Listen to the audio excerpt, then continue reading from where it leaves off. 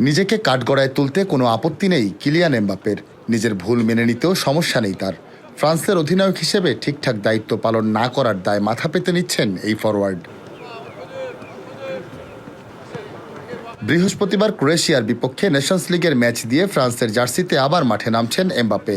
সবশেষ তিনি জাতীয় দলের প্রতিনিধিত্ব করেছিলেন গত ৬ সেপ্টেম্বর। ইতালির বিপক্ষে সেই ম্যাচে প্যারিসে ৩-১ গোলে হেরে গিয়েছিল ফরাসিরা। ইতালির বিপক্ষে ম্যাচের আগে সংবাদ সম্মেলনে তার কিছু কথা নিয়েও তখন বিতর্ক জমেছিল তুমুল। লোকের মতামতের গুরুত্ব আমার কাছে সামান্যই, এমন মন্তব্য করেছিলেন তিনি। পিএসজির সমর্থকদের সম্ভাব্য বিরূপ আচরণ নিয়ে তিনি বলেছিলেন, আই ডোন্ট কেয়ার। তার মন্তব্য নিয়ে তখন সমালোচনার ঝড় উঠেছিল।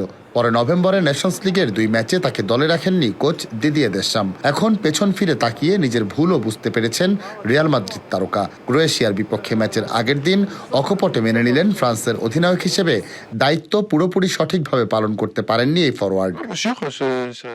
এতটুকু বোধ আমার আছে যে কোন কাজগুলি ঠিক করছি, কোনগুলো ভালো করিনি। জানি মাঠের ভেতরেও বাইরে আমার অনেক কাজে লোকে খুশি ছিল না, আমিও তাদের প্রতি সুবিচার করিনি।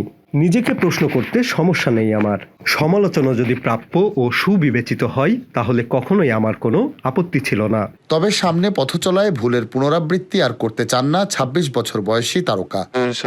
ইতালির বিপক্ষে ম্যাচে আমি ভালো খেলতে পারি, তবে ম্যাচের আগে আমার সংবাদ সম্মেলন অনেক মানুষকে সন্তুষ্ট করতে পারিনি।